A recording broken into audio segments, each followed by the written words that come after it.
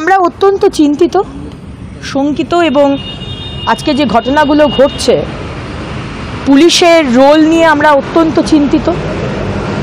যে তার মানে কি আমাদের কাউকে বিবস্ত্র করা হলে পুলিশ স্টেটমেন্ট নেবে না, আমাদের কোনো বোনকে উলঙ্গ করে ঘোরানো হলে পুলিশ তাকে ভয় দেখাবে, বা ক্যাঙ্গারু কোর্ট বা সালিশি সভায় যদি কোনো মহিলাকে মারধর করা হয় তাহলে তাকে এমন চাপ দেওয়া হবে যে মহিলা অন ক্যামেরা বলবে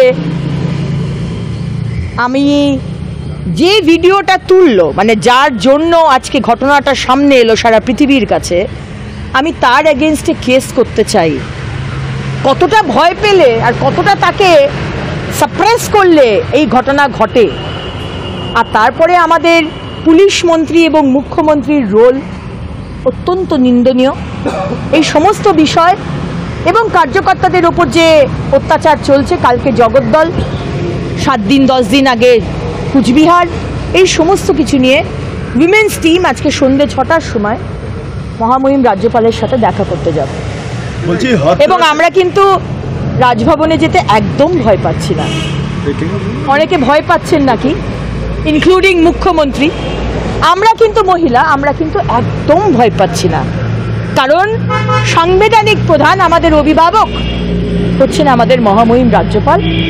আমরা তার কাছে বিচার চাইতে যাব, সিবিআই তদন্ত চাইতে যাব আমাদের কুচবিহারের ঘটনা নিয়ে, এবং দরকার হলে জগদ্দলের ঘটনা নিয়েও আমরা কথা বলবো।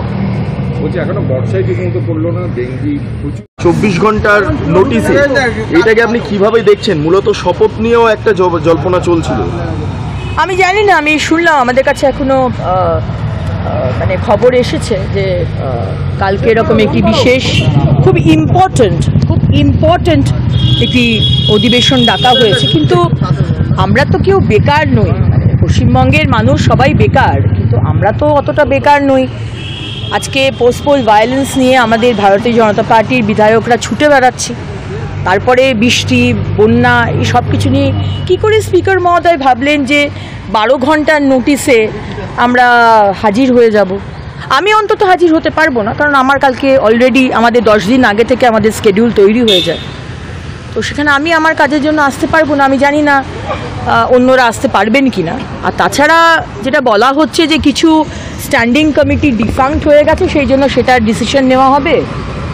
উনি কি স্পিকার মহোদয়, আপনি কি রাত্রে স্বপ্ন দেখলেন যে কয়েকটা কমিটি ডিফাঙ্ক্ট হয়ে গেছে?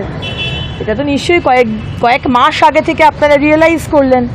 হঠাৎ করে 12 ঘন্টার নোটিশে কমিটি, স্ট্যান্ডিং কমিটি ডিফাঙ্ক্ট হয়েছে বলে মিটিং ডাকা, এটা আমার মনে হয় খুব অন্যায়। কারণ আমাদের উত্তরবঙ্গে যে বিধায়করা তারা তো আসতে পারবে না শর্ট নোটিশে।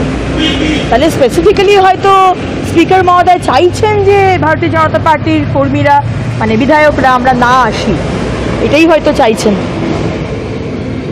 না, তাহলে এই শপথ মানে এটা কি এমন যে অধিবেশন ডাকার নামে, একটা মোশন আনার নামে মূলত যে 2 নবনির্বাচিত প্রতিনিধি তাদেরকে শপথ করিয়ে দেওয়ার একটা কৌশল? আপনার কি মনে হয়? হতেও পারে, বলতে পারবো না, কারণ আমার কাছে তো শপথ গ্রহণের বিষয়ে ক্লিয়ার নয়। কারণ কি স্পিকার মহোদয় বিষয়টি কিছু জানাননি যে কেন উনি ডাকছেন। এবার শপথ গ্রহণের বিষয়টা আমাদের কাছে খুব ক্লিয়ার, যে সংবিধান বলছে যে আমাদের মহামহিম গভর্নরের পুরো এখতিয়ারের জুরিসডিকশনে এই শপথ গ্রহণ। তিনি নিজে চাইলে নিজে করাবেন, বা তিনি যদি কাউকে দিয়ে করাতে চান সেটা উনি ডিসাইড করতে পারবেন। স্পিকার মহোদয় বা ডেপুটি স্পিকার বা চিফ মিনিস্টার কিন্তু এটা ডিসিশন নিতে পারেন না। এখন দেখুন, এখানে তো সব কিছুই সম্ভব, কারণ আমাদের মুখ্যমন্ত্রী এবং মুখ্যমন্ত্রীর কথায় আমাদের স্পিকার মহোদয় চলেন। সংবিধান মানেন না। সংবিধান হাতে নিয়ে যে মুখ্যমন্ত্রী ভাঙচুর করেন বিধানসভায়, সেখানে সব কিছুই হতে পারে।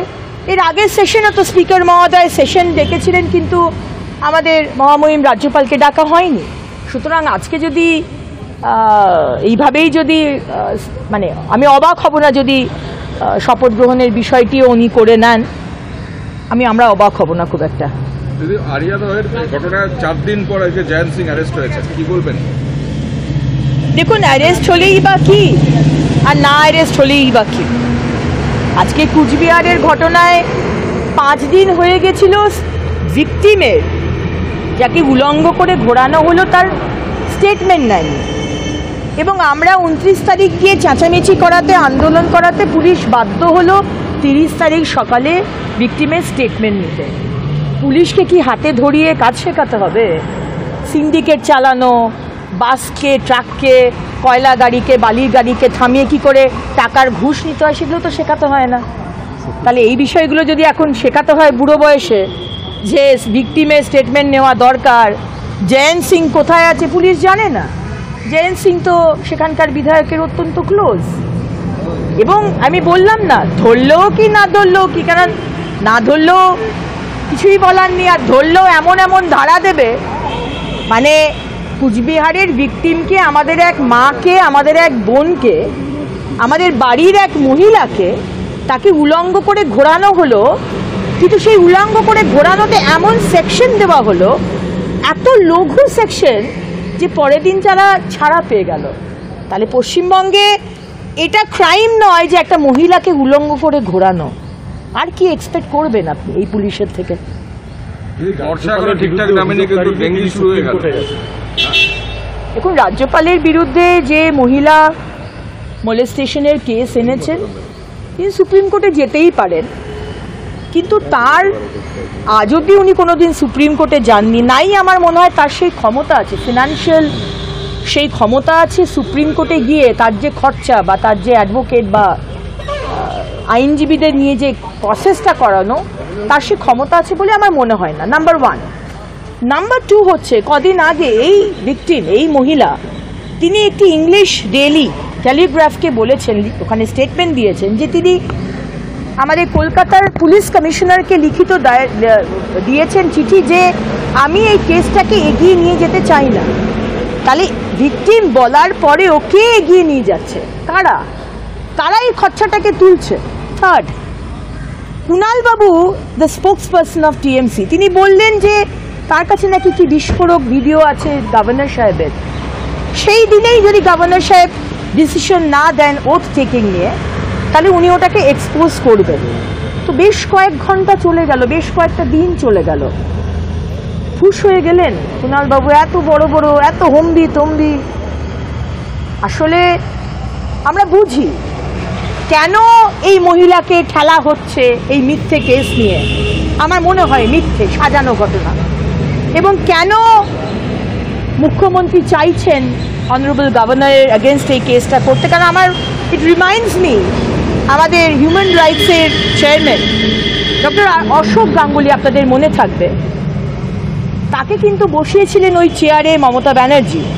এবং যখন অশোক গাঙ্গুলি মহাশয় মমতা ব্যানার্জির সরকারের যে দুর্নীতি এবং যে কালা চিট্টা, সেগুলো যখন এক এক করে বলতে থাকলেন, তখন ঠিক এইভাবে গভর্নর সাহেবেরই মতন অশোক গাঙ্গুলি মহাশয়কে একটি মেয়ের সাথে জুড়িয়ে তাকে কেস করা হয়েছিল।